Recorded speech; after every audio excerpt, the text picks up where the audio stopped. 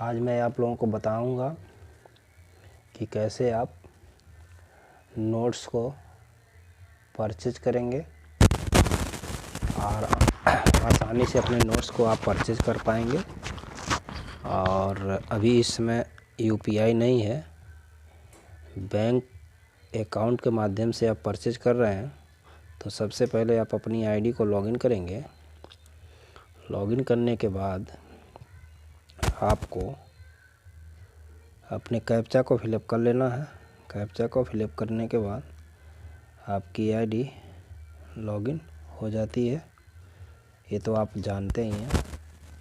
इस तरह से आईडी लॉगिन होने के बाद आपको फ्रैक्शन को बाय करने के लिए सबसे पहले आप परचेज पे जाएंगे। परचेज पे जाने के बाद इस समय देखिए 5 से कम नहीं आप बाय कर सकते हैं, क्योंकि 5 से कम करेंगे तो कंपनी एक्सेप्ट नहीं करेगी, जिसके कारण आपका पेमेंट फंस सकता है। ठीक है, तो सबसे पहले ये 5 है तो 5 का 5 रहने देंगे। और नीचे देखिए जीएसटी के साथ में 912 रुपया 47 पैसे आपका जीएसटी लग रहा है, जिसमें 5,981 रुपया 74 पैसा है। तो यहाँ पर 82 रुपया भी डाल सकते हैं पेमेंट में। अब ऐसे 82 रुपया डाल सकते हैं तो टोटल पेमेंट आप कर सकते हैं 5,982 या टोटल 74 पैसा भी डाल सकते हैं। इस तरह से नेट बैंकिंग से आप पेमेंट करेंगे। अब आपका देखिए महिंद्रा एंड महिंद्रा बैंक का मास्टर स्टॉक टेक्नोसॉफ्ट प्राइवेट लिमिटेड, ये कंपनी का नाम, इसमें आप पेमेंट डालेंगे इसके अकाउंट में। इसका अकाउंट है 09494055539, ये आपका अकाउंट नंबर हो गया। इसका IFSC कोड है KKBK और 3 बार 0 1754। आपका एक करंट अकाउंट ये भी डाल देंगे, करंट अकाउंट है, अगर लेता है तो करंट अकाउंट डाल दीजिए। बाकी आपका कोटक महिंद्रा बैंक है। इस तरह से आप पेमेंट करेंगे। किससे पेमेंट करना है आपको?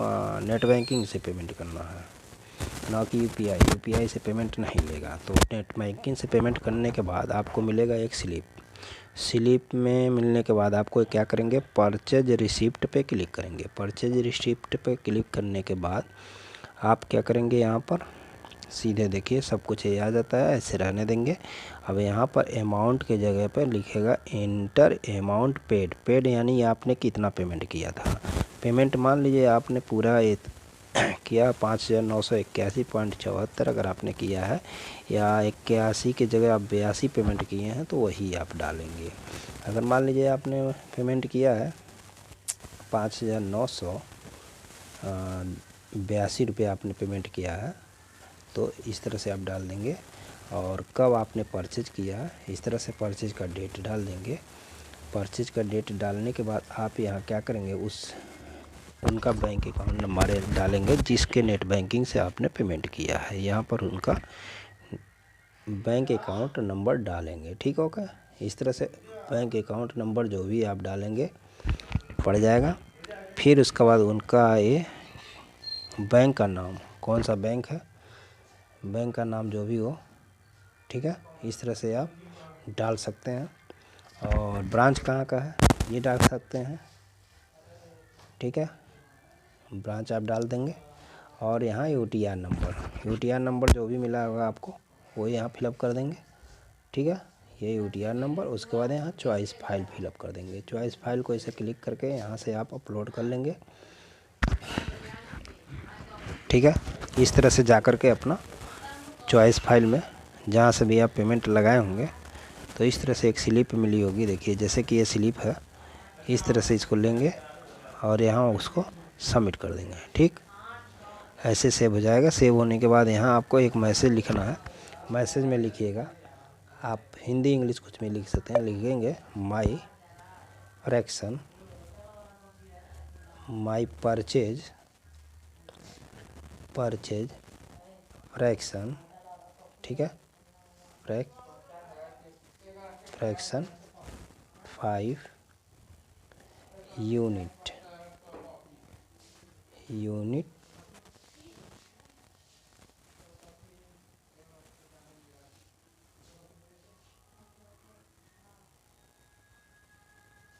5 यूनिट, ठीक है, लिख सकते हैं। उसके बाद लिखेंगे प्लीज रिलीज, ओके। ये डाल के आप सीधे आप सबमिट कर देंगे, ठीक। अभी मैं यहाँ सबमिट नहीं करने वाला हूँ, ये केवल आपको प्रक्रिया बता रहे हैं। सबमिट कर देंगे तो यहाँ आपका सीधे आकर देखिए नीचे जो है ऐड हो जाएगा, ऐसे यहाँ पर नीचे आपको यहाँ पर ऐड हो जाएगा, ठीक है।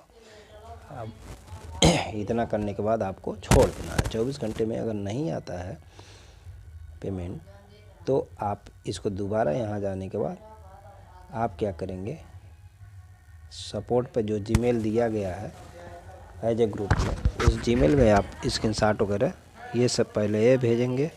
इसको भेजने के बाद आप परचेज के बाद परचेज पे क्लिक करेंगे तो परचेज में इस तरह से ये देखेंगे। यहाँ पर पे नाउ के बाद जाएंगे तो यहाँ जो आपने पेमेंट किया था रिसीव, वो निकालेंगे यहाँ से, ये नीचे जो रहेगा यहाँ पर, ठीक है। इसके नीचे ये इसका स्क्रीनशॉट ले लेंगे प्लस इसका स्क्रीनशॉट ले लेंगे, ठीक है।